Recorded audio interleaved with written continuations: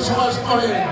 শুধু বাংলাদেশের সমস্ত ডিস্ট্রিক্টের সংমিশ্রণই নয়, কুইন্স, ব্রুকলিন এবং ব্রোঙ্কসের সংমিশ্রণে এই প্যানেলটি দেওয়া হয়েছে।